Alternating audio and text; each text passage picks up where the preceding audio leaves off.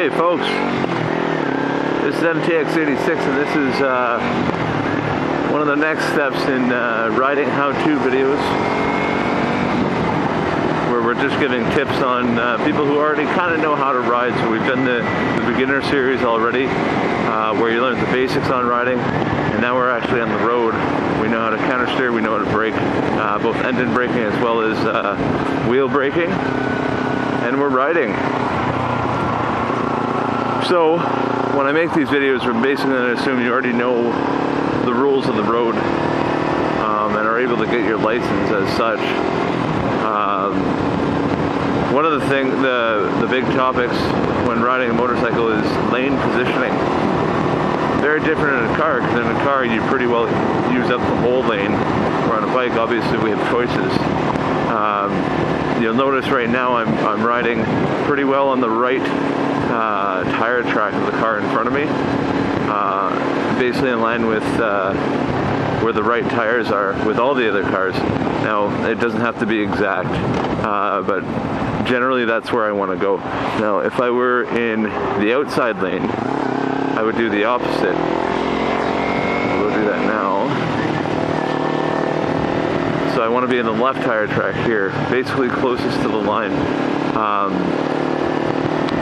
Okay, so if I'm in the outside lane, I'm in the left tire track. If I'm on the inside lane, I'm in the right tire track. And if I'm in a middle lane, if there's 3 lanes, then I want to be somewhere close to the middle. Either tire track, I'd say you don't want to be right in the middle, and I'll explain why. So the reason that lane positioning is super important is because, well, drivers are dickheads. And if I were driving way over here,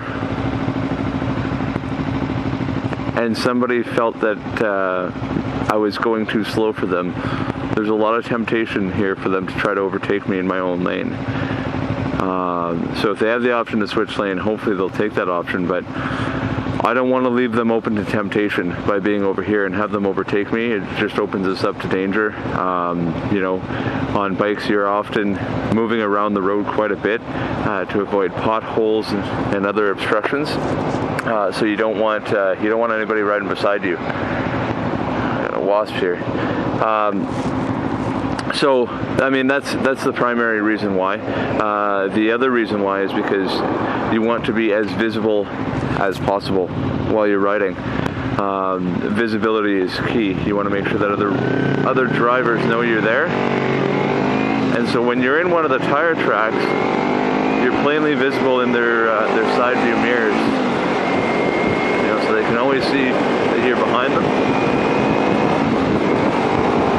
and that's pretty well for any tire track right now. So right now, when there's only one lane, I'm going to stick to the left tire track because again, if somebody were to try to overtake me, they would likely go on the left side and try to do it. So I don't have any problems if they go into the next lane and do it, because I'm still safe when they do that.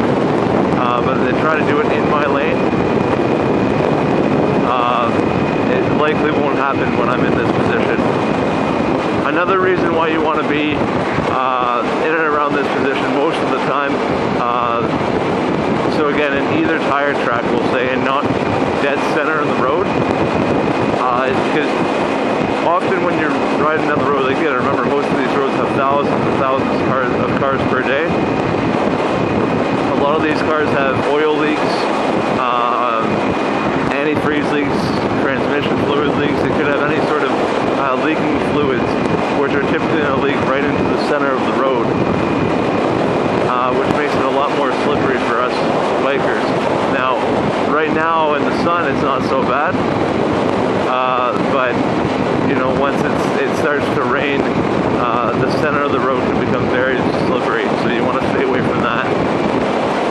Also, on the topic of raining and lane positioning, when it does rain, as well as staying away from the center of the lane, you'll also want to stay away from the outside, basically towards the curb.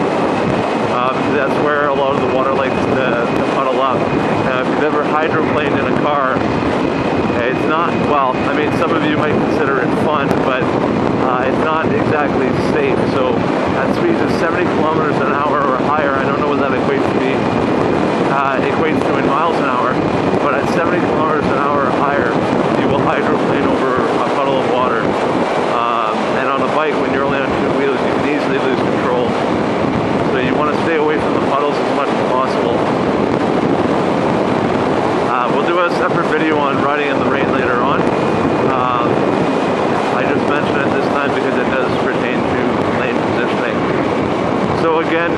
want to stick in one of the tire tracks depending on what lane you're in.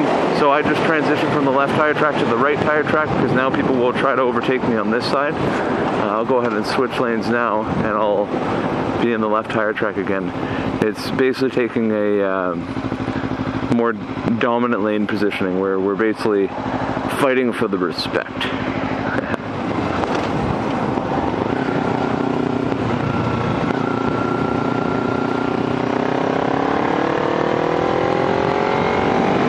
Now again, guys, just keep in mind it's not law or anything like that for lane positioning. You don't always have to be exact. You'll catch me in a lot of videos. I move around quite a bit, again, to avoid obstructions in the road, potholes and such. But I also like to move around when I'm passing big trucks and such. So if there's a transport or a dump truck coming in the opposite lane, you'll see me slowly move over just to get out of his way. You never know what could happen, and there's a lot of wind that come from those vehicles that can blow us around. So it's not a law or anything like that. It's just a best practice. That's where you want to be. It's typically the safest place on the road, but it doesn't have to be 100% of the time. Another point I should mention with regards to lane positioning is how far you should stay away from the vehicle in front of you. You want to stay, I would say, at least 2 to 3 seconds from the vehicle in front of you, and obviously 2 to 3 seconds is a measure of time, not distance. So the amount of distance will depend on the speed you're going. An easy way to calculate that is watch the vehicle in front of you and see when they pass something like that sign, and then count 1, 2, you know, and figure out exactly how long it takes for you to pass the same thing, and that gives you a pretty good idea. So you want to keep at least a few seconds. Oh, this guy's going to be a dickhead. Maybe not. You want to leave at least a few seconds just for stopping power and everything like that. It obviously makes sense, and that's just basic driving. That's not even just in a bike. All right. Thank you very much for watching. That's Lane Positioning 101, we'll call it. And stay tuned. We'll cover some more topics. Thanks, guys.